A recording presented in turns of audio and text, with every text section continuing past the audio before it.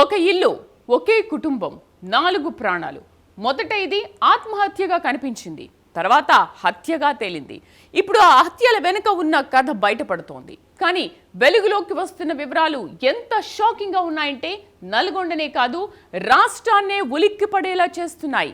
ఆస్తి కోసం మొదలైన వివాదం చివరకు ఒక కుటుంబాన్ని శాశ్వతంగా లేకుండా చేసింది. నమ్మిన బంధాలే ఉచ్చుగా మారిన ఈ కేసులో హత్యలు ఎలా జరిగాయి, ప్రాణాల కోసం చివరి క్షణం వరకు పోరాడిన ఆ కుటుంబానికి ఏం జరిగింది, భయంతో దాక్కున్న చిన్నారి చివరి క్షణాల్లో ఏం చూసింది, నలుగురిని చంపిన హంతకులు ఎవరు, ఒకే కుటుంబాన్ని టార్గెట్ చేసిన బంధువులు ఎవరు? Let's watch.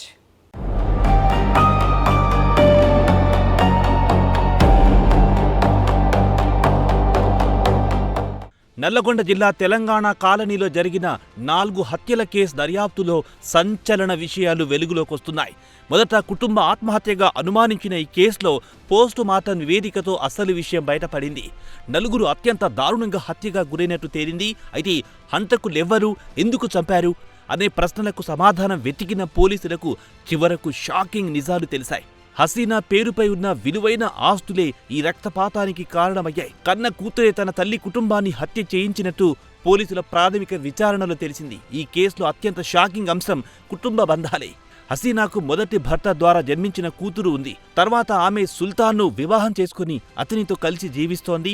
సుల్తాన్ పిల్లలైన ముజామిల్ అక్సర్లతో కలిసి ఆ కుటుంబంతో పాటు నివసిస్తోంది. అయితే హసీనా తన పేరుపై ఉన్న ఆస్తిని ముజామిల్ అక్సర్ పేర్లపై రాయాలని నిర్ణయించుకున్నట్టు సమాచారం. ఇదే కుటుంబంలో కొత్త చిచ్చుకు కారణమైంది.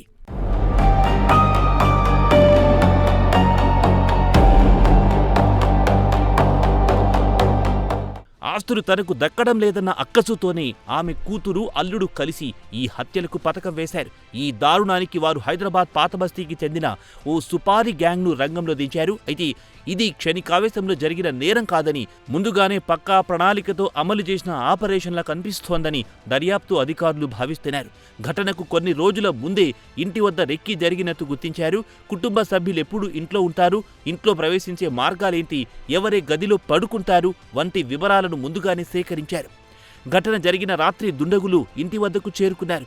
అనుమానం రాకుండా తలుపు తట్టారు. తలుపు తెరిచిన హసీనాపై మొదట దాడి జరిగినట్టు పోలీసులు భావిస్తున్నారు. ఊహించని దాడితో ఆమెకు తప్పించుకునే అవకాశం కూడా దొరకలేదు. ఇంట్లో ఒక్కసారిగా అలజడి మొదలయ్యింది. కేకలు, అరుపులతో ఆ ఇల్లు దద్దరిల్లిపోయింది.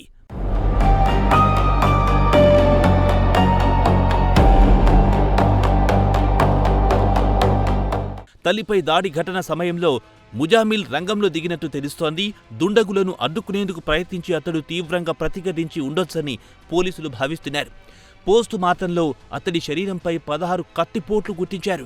ప్రాణాల కోసం పోరాడిన యువకుడిని హంతకులు అత్యంత కిరాతకంగా హతమార్చినట్టు తెలుస్తోంది.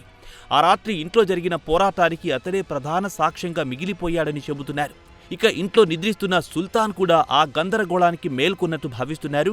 పరిస్థితిని అర్థం చేసుకునే లోపే అతడిపై దాడి జరిగినట్టు సమాచారం. తప్పించుకునే అవకాశం ఇవ్వకుండా వరుసగా దాడులు చేసి హత్య చేసినట్లు పోలీసులు చెబుతున్నారు. ఒకరి తర్వాత ఒకరిని లక్ష్యంగా చేసుకుంటూ హంతకులు ముందుకు సాగినట్టు తెలుస్తోంది.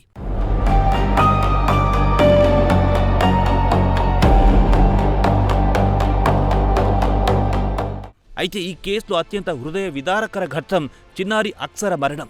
ఇంట్లో జరుగుతున్న భయానక దాడిని చూసి భయంతో మంచం కింద దాక్కున్న ఆ చిన్నారి అక్కడైనా ప్రాణాలు దక్కుతాయని భావించి ఉండొచ్చు. కానీ హంతకులు ఆమెను కూడా వదలలేదని చెబుతున్నారు. బయటకు లాగి దారుణంగా హత్య చేసినట్టు దర్యాప్తులో తేలింది. హత్యలు పూర్తయిన తర్వాత కూడా నిందితులు ఏమాత్రం ఆందోళన చెందలేదని తెలుస్తోంది.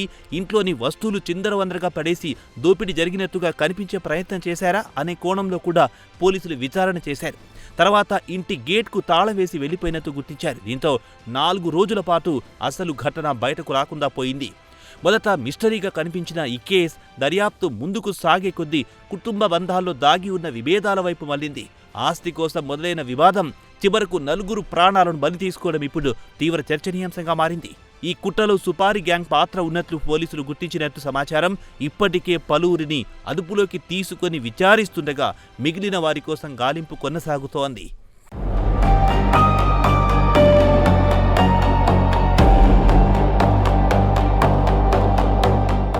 నమ్మకం ఉన్న ప్రతి చోటే ద్రోహం ఎదురైతే దాని ప్రభావం ఎంత భయంకరంగా ఉంటుందో నల్గొండ ఘటన మరోసారి చూపించింది. ఒకప్పుడు సంతోషంగా ఉన్న కుటుంబం ఆస్తి వివాదాలు పెరిగిన కక్షలు కారణంగా శాశ్వతంగా కనుమరుగైపోయింది.